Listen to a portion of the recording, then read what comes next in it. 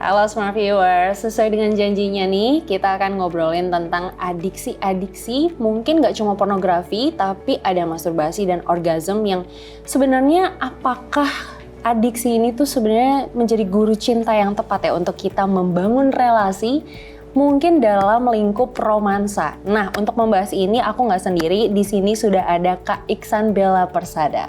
Halo Kak. Halo. Oke.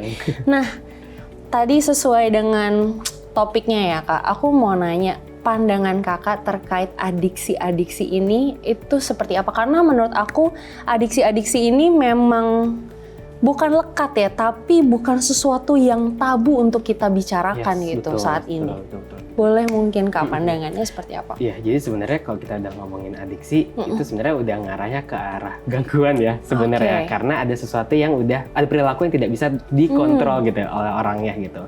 Terutama dalam konteksnya adalah pornografi gitu misalnya. Sebenarnya mungkin pornografi sendiri itu bisa jadi sarana untuk edukasi sebenarnya gitu ya. Bagi mereka yang mungkin entah itu yang baru menikahkah gitu. Karena bisa jadi ada hal-hal yang bisa mereka lihat gitu, misalnya kayak entah itu dalam aktivitas seksualnya atau apa gitu. Cuma kan yang jadi problem itu adalah banyak yang mereka menjadikan pornografi ini sebagai kayak bentuk penyaluran kah gitu ya, atau kayak ketika mereka lagi stres gitu, ketika mereka ngerasa kesepian, atau mungkin bahkan ketika mereka lagi bermasalah sama pasangannya, tapi mereka nggak bisa ngomongin ke pasangannya gitu. Akhirnya mereka butuh sesuatu yang instan buat menenangkan mereka kan. Akhirnya baiknya adalah nonton ke pornografi gitu. Coping mekanismenya kali ya.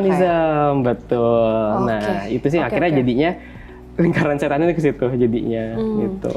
Nah, kalau misalkan menurut Kakak nih, apakah pornografi ini atau mungkin tadi yang aku bilang ya, ada masturbasi dan orgasm, itu diem-diem atau mungkin secara tidak kita sadari itu jadi mentor buat kita untuk kayak membangun relasi nih harusnya seperti ini. Mungkin dengan kayak tayangan-tayangan yang kita tahu ada ya beredar di masyarakat gitu. Kayaknya kalau mencintai harusnya seperti ini. Itu gimana Kak? Oke. Nah, kita sebenarnya nggak bisa memisahkan secara keseluruhan ya. Maksudnya kan ada dalam membangun hubungan tuh kan berdasarkan dari pengalaman gitu ya. Dari pengalaman ketika dia mungkin dari pengasuhan orang tua juga, atau ketika dia udah dewasa ketika berhubungan sama orang lain. Tapi nggak bisa dipungkiri juga mungkin kalau pas kita lihat kayak entah itu mungkin kayak dari film-film yang kita tonton kadang agak vulgar misalnya gitu, hubungan romantis tapi agak vulgar gitu. Mungkin akhirnya ngebentuk bahwa ternyata dalam satu hubungan tuh ada kali perlu ngikutin nih kayak ada di film gitu misalnya. Tapi sebenarnya nggak seperti itu gitu. Kalau misalkan jadi dibilangnya itu adalah guru cinta dan kita kayak perlu ngikutin seperti itu, kayak agak saya rasa kurang tepat juga ya gitu. Karena kan hubungan yang baik kalau itu adalah ketika berdasarkan dari pengalaman juga gitu ya. Karena mungkin kalau yang kita tonton di film gitu ya, itu kadang mungkin yang idealnya harusnya kayak gitu gitu. Atau kalau misalkan yang film memang spesifik yang pornografi misalnya gitu, itu kan kayak wah kalau pengen puas harus melakukan aktivitas seperti ini dulu gitu. Bahkan sebenarnya nggak seperti itu. Kalau di hubungan kenyataannya kan perlu ada kayak bangun intimasi dulu. Intimasi kan bukan berarti artinya hubungan intim ya. Tapi mungkin kayak ada ngobrol dulu, ada pelukan dulu, ada kebangun rasa aman dulu. Nah itu yang kayak perlu disadarin sih. Jadi kayaknya harus disadarin bahwa kayak perlu nih gitu untuk sadar kalau memang pengen ngebangun hubungan yang intim yang sehat, ya pasti harus ada rasa amannya dulu jadinya gitu. Oke, itu dicatat ya Smart Viewers. Tapi kalau misalkan aku bisa bilang berarti memang tayangan-tayangan itu bisa memodifikasi, maksudnya pikiran kita ya, kayak secara tidak langsung gitu. Padahal kita mungkin tidak merasa seperti itu, tapi secara tidak langsung karena itu berulang kali mungkin. Tadi kan kita juga sudah sebut bahwa kalau misalnya udah adiksi itu kan berulang ya. Mereka akan mencari konten-konten serupa untuk ya mungkin relax atau ya coping mechanism lah gitu. Nah kalau misalkan nih, apakah apa yang kita sebut normal dalam hubungan sebenarnya itu berasal dari industri yang tadi aku bilang? Mungkin kan ada ya, kita tahu bahwa kita juga terpapar sama konten-konten barat. Ya. Dan seringkali memang dari konten barat ini menampilkan yang seperti itu. Dan membuat kita kayaknya iya yang seperti itu yang rasional. Gitu. Apakah memang lebih condong ke sana atau sebetulnya bisa loh kita undo harusnya nih seperti ini. Itu gimana Kak? Iya, jadi sebenarnya memang tadi ya gitu. Karena kan mungkin ya tadi kita akhirnya condongnya ke sana gitu. Ini kayaknya idealnya tuh yang kayak gini bangunnya gitu. Bahkan sebenarnya nggak seperti itu gitu. Dan baik lagi, kadang kita juga perlu ngelihat dari faktor budaya ya gitu. Kita tinggal di mana juga gitu. Mungkin kalau misalkan di budaya barat gitu ya, ketika hubungan yang intim gitu atau hubungan yang normal ya gitu ya, itu adalah yang seperti itu gitu yang kita lihat kayak misalnya di film Hollywood segala macam gitu. Kenyataannya itu nggak bisa diterapin dalam segala aspek kehidupan kita kan, dalam berelasi sebenarnya. Jadi baiknya itu adalah yang di-combine satu sisi. Kalau misalnya pas kita lihat dalam hubungan dalam film Hollywood itu misalnya kayak mereka ada aktivitas seksual misalnya gitu kah, atau misalnya kayak mereka ada ngebangun keintimannya seperti apa. Nah itu mungkin ada beberapa yang bisa boleh diserap, tapi bukan artinya semuanya akan harus kita terima juga gitu. Akhirnya kita lihat lagi sesuai sama realitanya dalam hubungan kita seperti apa. Misal kayak ada ngebangun suatu hubungan yang sehat tuh dengan cara ngobrol dulu kah biasanya gitu, atau mungkin kita membuat rasa aman dulu kah dengan pasangan kita gitu. Jadi bukan sesuatu dengan cara instan kayak gitu sih. Balik lagi sih, karena kalau misalkan mungkin di tayangan Hollywood itu kan mungkin cuma 1 jam. Yes, betul. Tapi mesti cepet banget kayak. Aku juga merasa ketika nonton seperti itu, emang bangun hubungan secepat itu ya. Kayak emang kayaknya harusnya ada proses ini dulu, pendekatan dulu, bangun trust tadi yang Kak Iksan juga udah bilang gitu.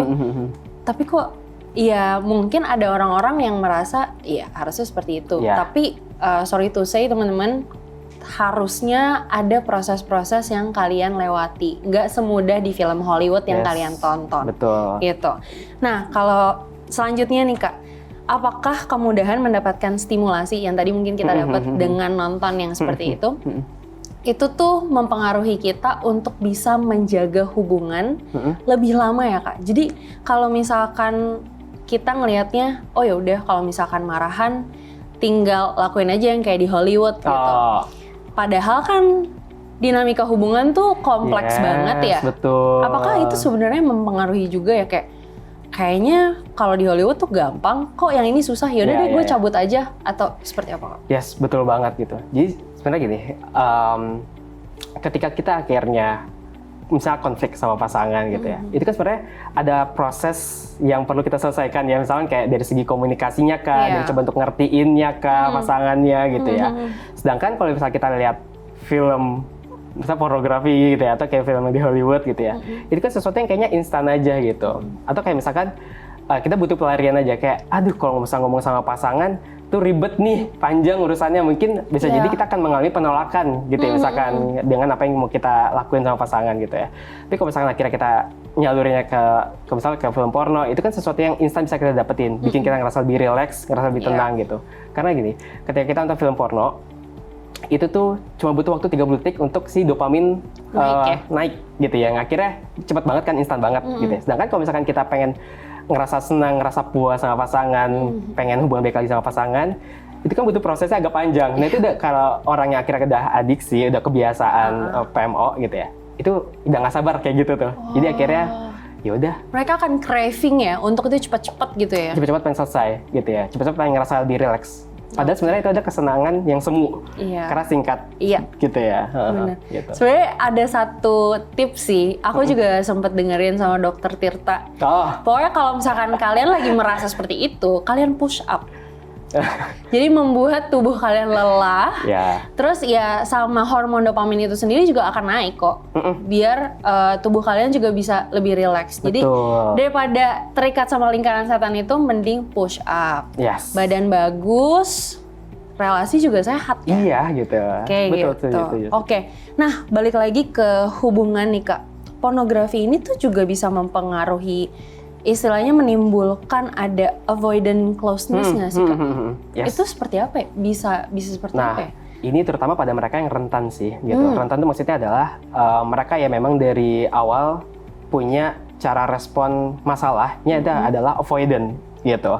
Atau mereka yang punya masalah dalam regulasi emosi gitu. Jadi mereka yang rentan ini biasanya ketika ketika mereka udah adiksi gitu ya, mereka akhirnya kan kalau misalnya menyelesaikan masalah yang tadi saya bilang gitu ya, mereka harus ada ngobrol dulu kan misalnya, atau mungkin ketika ngobrol ternyata nggak bisa untuk menyelesaikan masalahnya dengan baik gitu. Karena kan kalau mereka yang udah adiksi biasanya ada ada bagian otak namanya executive functioning itu yang kena. Jadi itu adalah cara penyelesaian masalah, cara penyelesaian konflik tuh yang kena tuh di situ. Jadi menurun jadi ya? menurun gitu. Akhirnya ketimbang aku nggak bisa menyelesaikan masalah, aku bingung menyelesaikan masalah, jadi lebih baik aku fokus ke yang bikin aku senang aja gitu. Akhirnya pengen dekat sama orang pun juga akhirnya susah, mendingan menarik diri dan akhirnya balik lagi.